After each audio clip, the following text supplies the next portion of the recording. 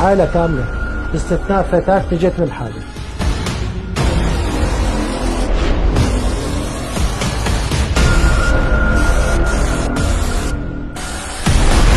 يعني شلبتوا بالجانب الأيمن لاجتياز الخاطئ. جسر مشاة ماكو على خط سريع، شارع القناة سريع، منطقتين سكنية، ما حد يفكر جسر مشاة. حياة إنسان تسوى الشارع وما بيه كله. 5 راحوا ضحية. اخوان الاعزاء مساء الخير. حادث مؤلم ومأساة بمعنى الكلمة، 6 اشخاص توفوا وانتقلوا الى رحمة الله، عائلة كاملة باستثناء فتاة نجت من الحادث. طبعا انتم ما انتبهتوا بالبداية اللي صار، راح نشرح لكم اياه. لكن هنا نحكي عن المسؤولية التقصيرية، ودائما نقول حادث الديس وحجب الرؤية هو مشكلة كبيرة جدا، واللي يعبرون يظل انتباههم وين؟ على السيارة اللي يشوفوها. الاجتياز الخاطئ المشكلة الكبرى دا تصير، وحجب الرؤية دا تصير. بالمختصر، أول بارحة احنا بدنا نصور اليوم يوم أربعاء، يوم الاثنين مساء الساعة 1:54 55 دقيقة مساء يوم الاثنين، يعني أحد على الاثنين.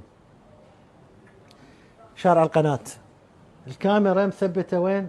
على جسر الرستمية، من هناك البرج مثبتة هناك. عائلة جتي تعبر من يم البازيخانة مال الرستمية، دي يعبرون بالاتجاه الآخر. راح نلاحظ، شوفوا هنا من دي يعبرون باع الكارثة اللي صارت، باع الكارثة اللي صارت. كل واحد أخذ له 2 1 3. إذا تلاحظون من البداية العائلة وياهم بنية، بتهم وياهم من البداية، بتهم وياهم. شوفوا أول ما دي يجون يعبرون باعوا، اجوا كلهم دي يعبرون. بنية وحدها عبرت ركضت، باعوا هاي البنية ركضت، الله نجاها، ركضت عبرت، هم ظلوا. لكن لاحظوا منا السيارتين جت سرعة اجتياز خاطئ، باعوا. المنظر مؤلم بشكل كبير جدا. أولا احنا نحكي هسه مسؤولية تقصيرية، نحكي حق وشرع أمام الله. من المقصر؟ الأجهزة الإدارية مقصرة.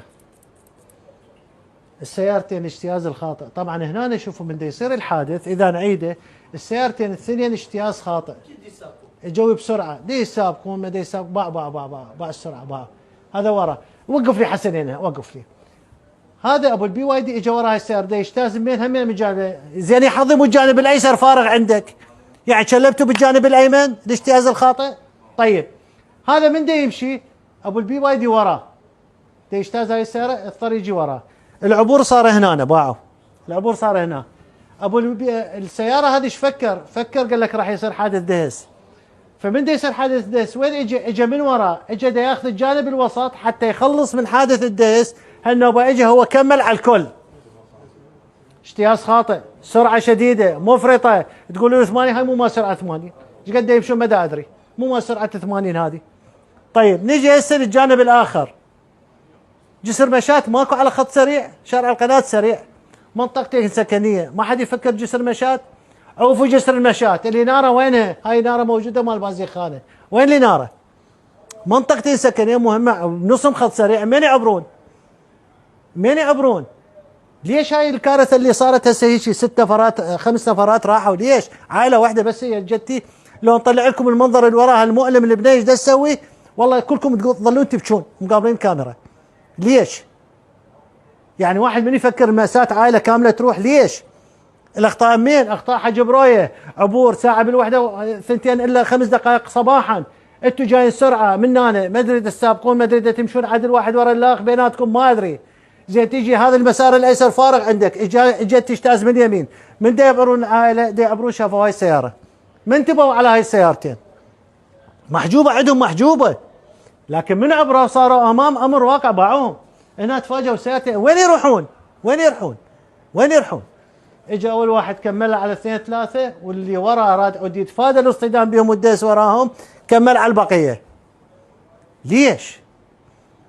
نعم اناره ماكو، تقصير واضح مبين.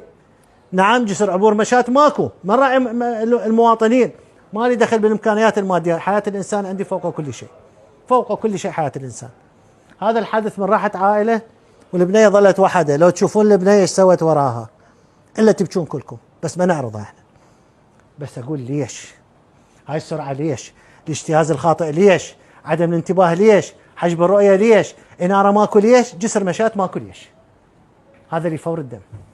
حياة بالنسبة لي حياة إنسان تسوى الشارع وما بيه كله. 5 راحوا ضحية. ليش؟ الرحمة لهم إن شاء الله.